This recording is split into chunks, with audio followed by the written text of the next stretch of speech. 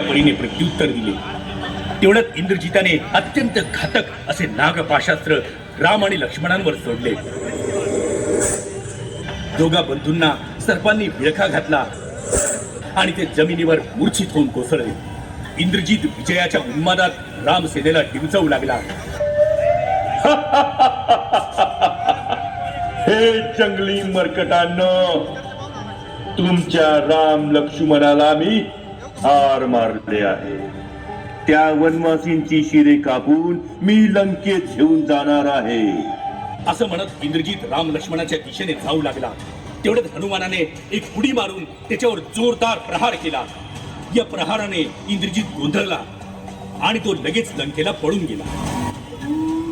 मात्र इथे युद्धभूमीवर मूर्छित अवस्थेत पडलेल्या राम आणि लक्ष्मणांना पाहून सर्व वानर सेना प्रभू रामचंद्र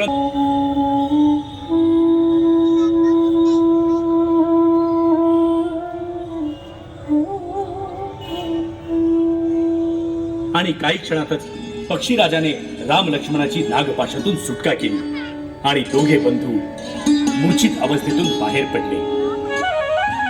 सर्वत्र आनंदी आनंद झाला। हे पक्षी राजा, तुम्ही आमचे प्राण वाचवल्याबद्दल मी तुमचा शतशः ऋणी